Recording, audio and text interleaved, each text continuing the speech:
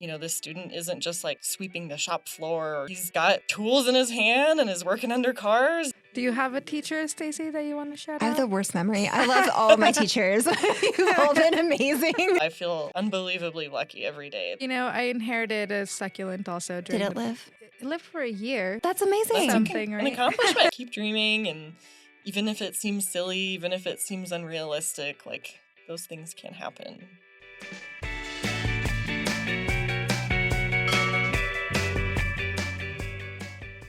Hi, and welcome to Good Job, New Mexico. I'm Stacy Johnston. And I am your co-host, Karla Meléndez. And we're super excited to bring this episode to you guys today. We are talking to Sophie Trusty. She is the program director at Mandy's Farm. And wow, the work that she does is so amazing. And I hope everybody takes tidbits from this. And I hope it helps to break down some myths. Absolutely. Yeah. Just Mandy's Farm in general, the whole program is amazing. And I just loved hearing just her perspective and her advocacy, her myth busting, like you said. I'm excited to get this one out there because it's just so important. It's so great. And you can also contribute by volunteering. In the description of the show notes, you can find a link to their website. So you can go there and there's a whole tab there for volunteering if you want to do that. Which you totally should. I think we should do it. Team building. It's amazing. What I find really fascinating about this episode is her perspective of saying she felt like her career path was not smooth sailing. To me, with hearing it, it sounded like 1, 2, 3, 4, 5. Like it just went in like the smooth consecutive order Exactly. to get to where she is now.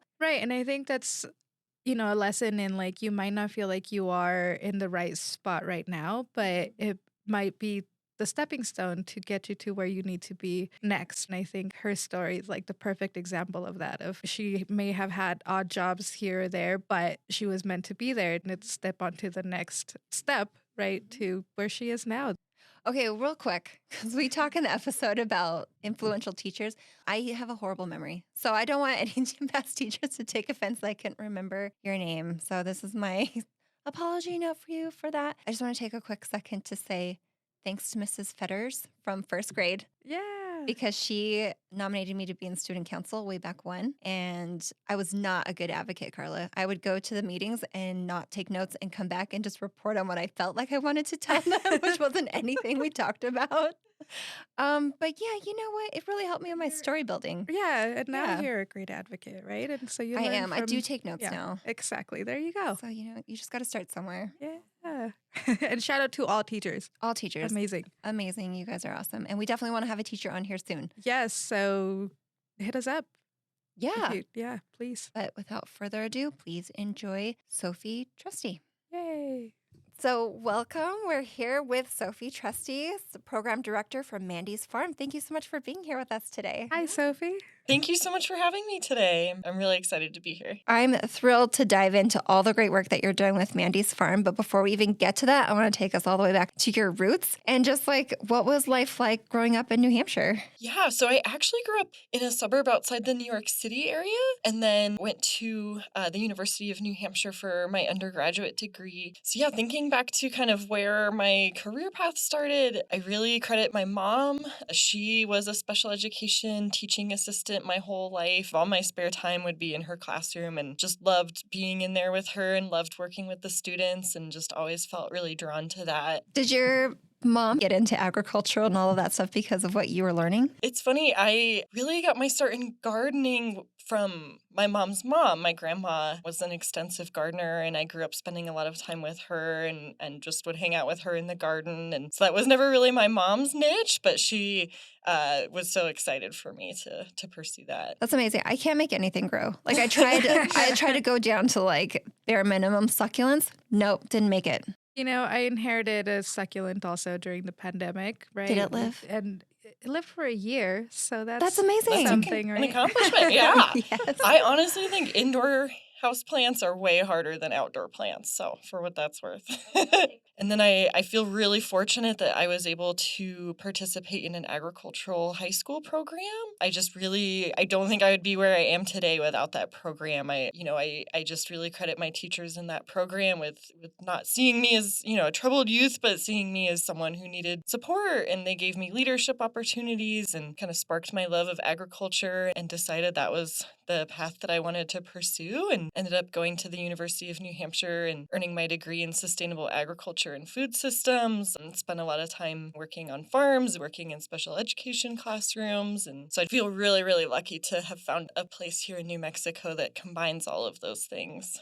Absolutely. What was the program called in your high school? They called it the Stanford Agri-Science Program. Hmm. Yeah. Oh. And going into college, did you know that was going to be your degree, or did you change your mind a couple times like most of us do?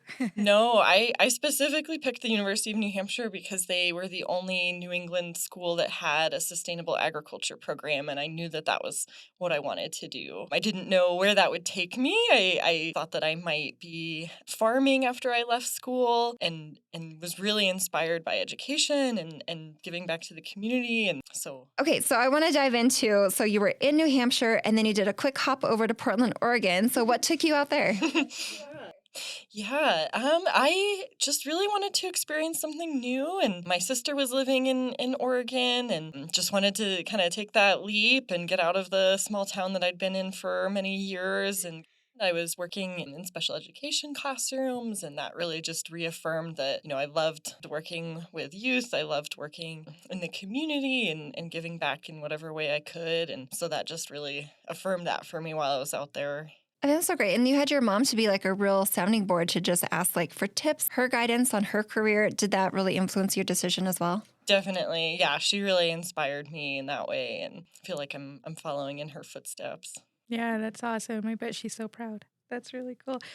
What kind of stuff did you work on in Portland? I worked in a K through 3 combined classroom. We were a social emotional skills classroom, which I think gets a lot of bad stigma in a lot of ways. And I think people just are really unsure of how to support those kind of folks that need just a little bit more support. And it's always been my heart. That's those are the kiddos that I love to work with the most. That was really, I learned a lot of skills in that classroom for sure. Yeah, absolutely. And so was it Mandy's farm that brought you here to New Mexico, or what was the draw here?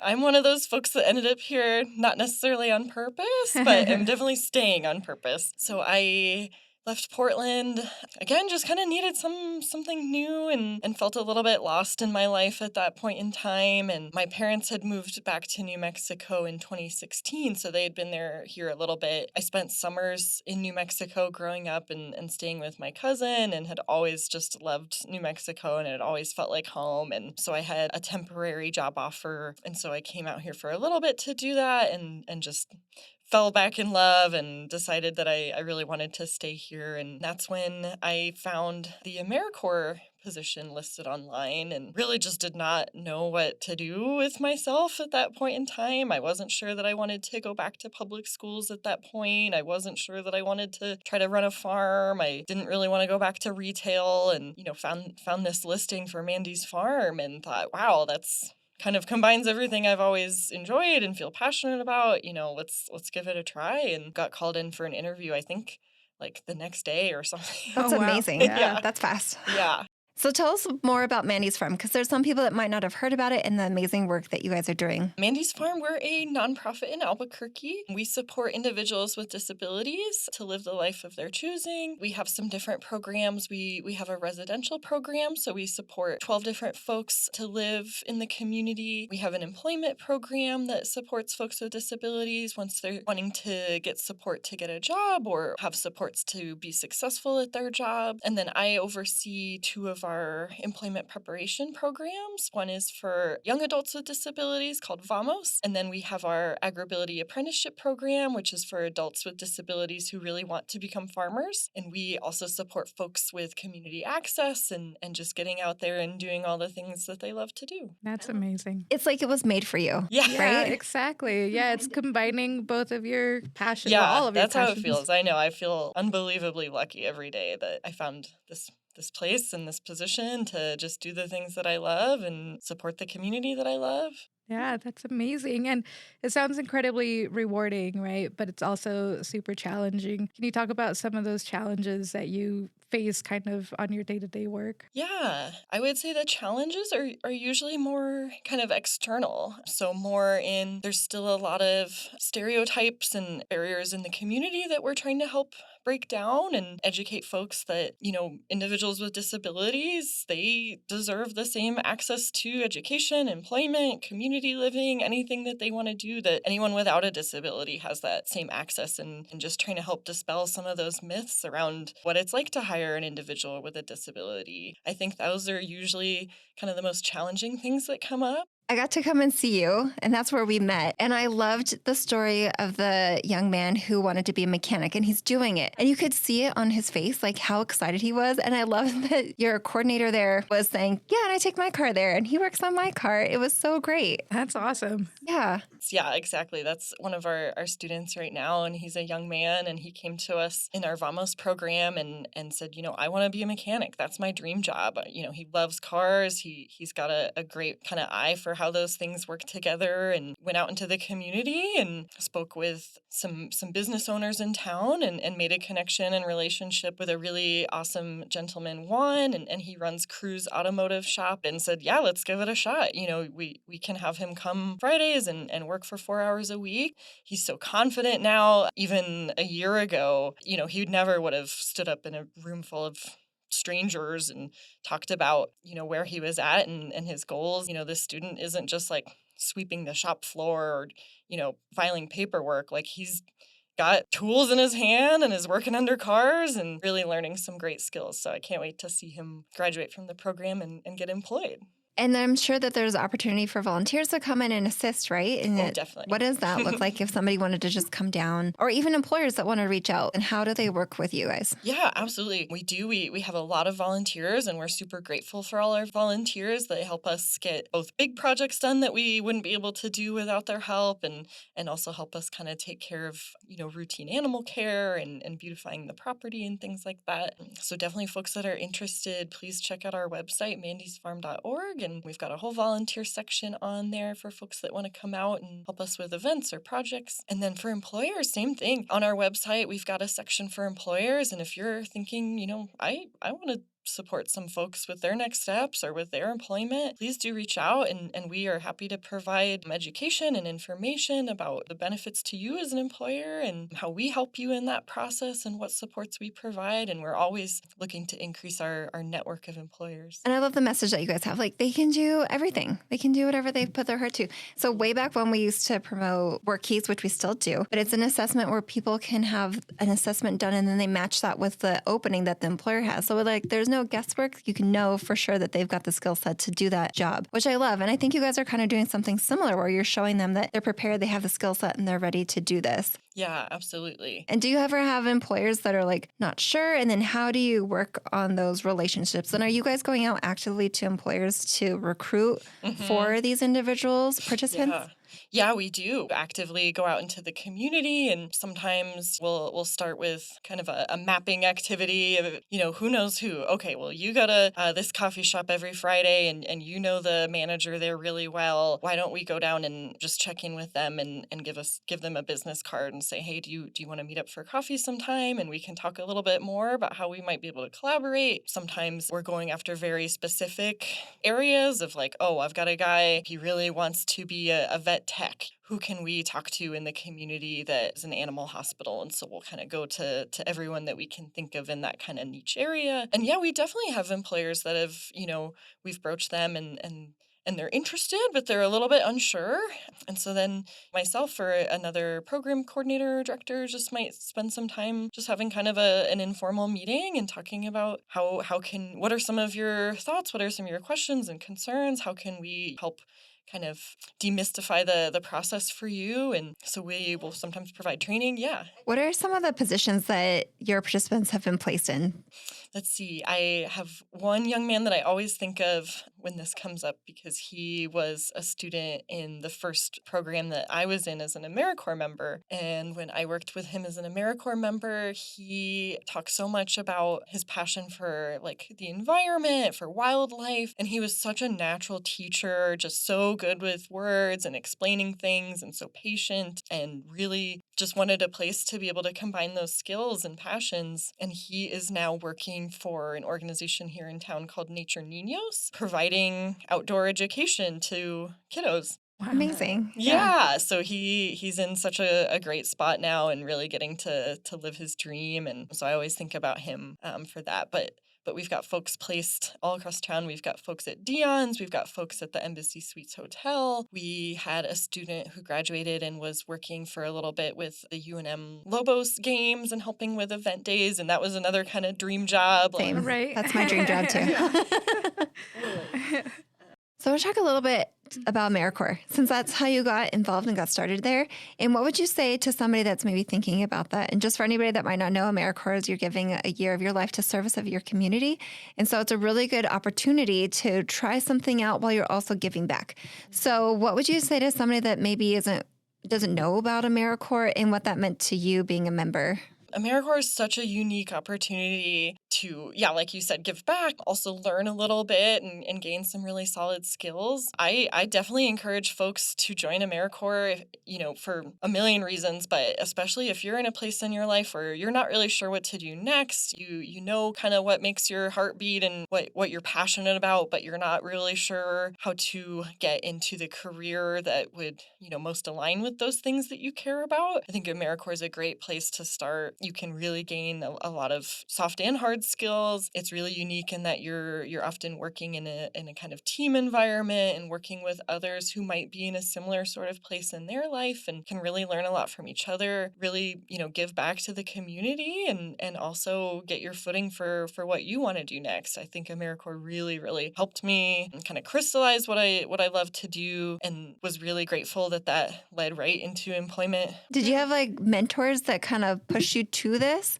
I mean, obviously your mom's one. Like, And like, what did they do that, was outstanding? yeah, what were their words of wisdom? We need them. Yeah, I definitely credit my teachers in the agri-science program who, instead of treating me like a troubled youth on their way to dropping out of school, which I definitely was, they said, you need some support, you need some mentorship, and they said, we see a lot of potential for you if you can kind of focus your priorities in it. Quick shout out to our teachers. Yeah. Like Yeah, they do definitely. such amazing work. Like none of us would be where we are without them. Yes, shout out to Dr. Lissy for sure. Yeah, Dr. Lizzie, that's awesome. Do you have a teacher, Stacy, that you want to shout I have out? the worst memory. I love all of my teachers. You've all been amazing. Do you, Karla?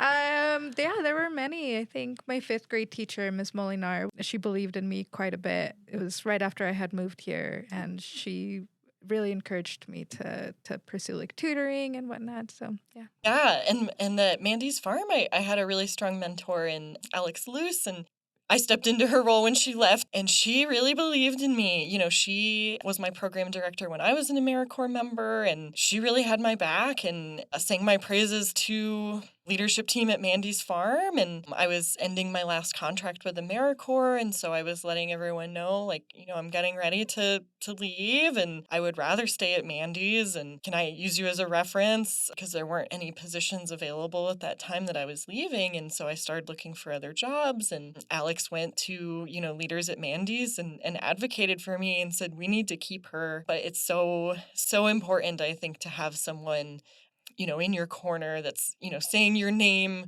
to the right people at the right time. She really helped get my foot in the door, and I really am so grateful for, those folks that look out for you. That's so awesome. Yeah, definitely. I'm curious too, because I think, self-advocacy is also super important, and reflecting back, right, is also important. What do you think you would tell your younger you, right? Just some advice to younger you to, keep her going.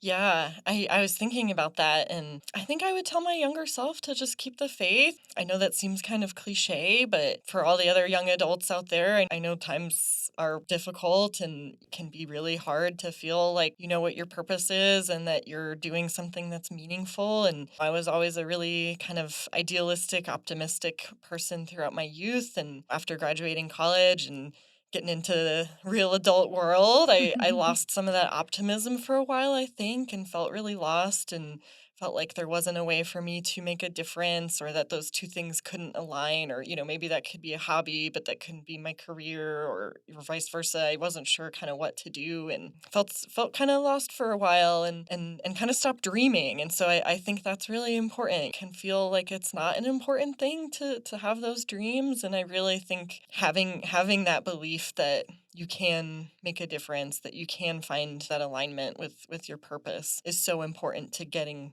to that place. For a long time, I was like, well, never going to figure out what I'm going to do. But And they then can, bam. and they did. And Yeah. yeah. Oh my gosh, can you imagine what young Sophie would be thinking? Like, that would Yeah. be so cool. She wouldn't believe it. She Yeah. wouldn't believe it. Yeah. So I think that's important. Just keep dreaming. And even if it seems silly, even if it seems unrealistic, like those things can happen. That's a great message. I love that. Okay, so now thinking to your younger self, let's think about your future self. And where do you see yourself going, and what are your goals for the future? I just adore Mandy's, and I just want to keep innovating, and I feel really grateful that I'm in a position where I'm allowed to dream big and think about what's next. And so that's kind of where I'm at right now is, okay, what are we doing in 5 years here? What are we doing in 10 years? How many students can we serve? Can we be all over Albuquerque?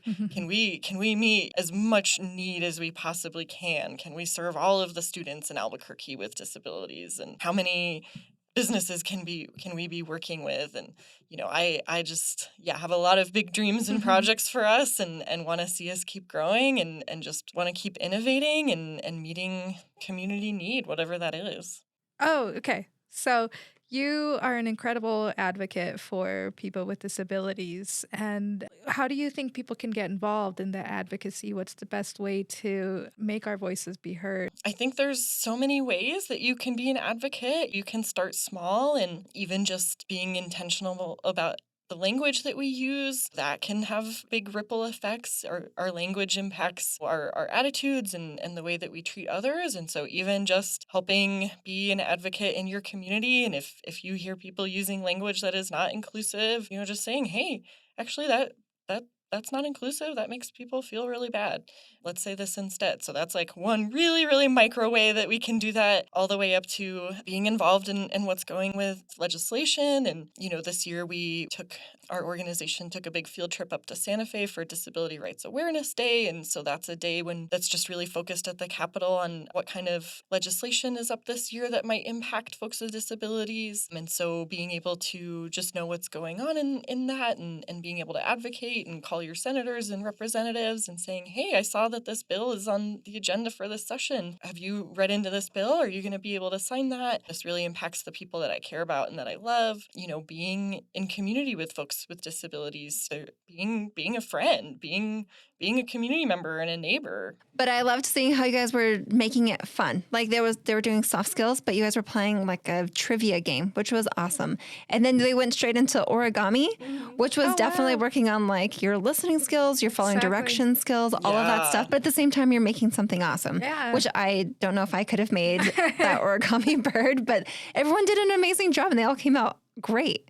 Yeah. So just making it pivoting on like what we would normally do with somebody when we're teaching them that, but they're getting the same thing, but in a fun way. So that's how I prefer to learn from this point forward, Karla. Okay. If you can make sure all trainings are like that. Yeah, exactly. We try to just be really engaging and fun. I think when you hear like workplace readiness training, that does not sound fun. Yeah. Right. And we work with we make it fun right? though. Yeah, so we have to make it fun. Yeah. It doesn't have to be, boring to be learning for sure really important skills. I agree. But it's also capturing people in the different way that they do learn. Yeah. So that's also really important too. Yeah, definitely. Like you said, it sounds like you really enjoyed maybe the kinesthetic part of that activity. And so that's something we try to think about is like, okay, let's get some visual activities, some auditory, some kinesthetic, because our students are all kinds of learners. And so just trying to think about what their strengths are. Yeah. Sophie, thank you so much. We're going to ask you some rapid, not so rapid questions. That's good. Take your time. Can you describe your current job using emojis? The pressure. Let's see. A goat emoji. Oh, okay. Yeah. The like graduation hat, like the four-cornered black hat. 'Cause that makes Yeah. me think of like my students. The arm emoji where Ooh, they're that's a like good one. showing off Yeah. their muscles. Again, just kind of makes me think of my students. I don't know, a heart emoji because I'm a big softie. But what color? Pink. The pink heart. Okay, what's your favorite thing about New Mexico? I think just the natural beauty. I love, going down to the bosque and walking and looking at the birds. I'm a big bird person. The hot springs and the mountains, and it's just so gorgeous here. Sophie, if you could learn any skill instantly, what would it be, and just how would it benefit your career? I would love to just tomorrow be fluent in Spanish. I am intermediate-ish. There we go. But I would love to just be fluent because I will volunteer yeah. to practice with you. Yeah. I there need we a go. practice group. I need to get better at this so that I can be a better communicator and be able to reach more folks. That's what I always tell, young people when I work with them, especially if they are bilingual, right? Just keep your skills, and it's going to be so important. I think sometimes we can take it for granted, but I'm like, no, keep with it. It's going to be so beneficial for you in the future. Most important question. Most important one. I hope you're ready for it, Sophie. Okay. Red or green? Christmas. Yeah, that's the right answer. Ding, ding, ding, ding. Always. You win the podcast. Amazing. Yeah. Sophie, thank you so much for being here today. And we're so thrilled to share the work that you're doing with others, and just keep on dreaming, keep on going. I can't wait to see where your career takes you. Thank you so Absolutely. And thank you much. for the work that you do too for New Mexicans. And thank you. Thank you. I'm so honored to be here today. Thank you so much. Yay. This has been a New Mexico Department of Workforce Solutions production. Our producer is Mila Koleski. This episode was engineered and mixed by John Sloan. Theme music is One Fine Day, courtesy of podcast.co. Follow the show on social media at GoodJobNM. For program funding, visit dws.state.nm.us/funding. Bye. Goodbye.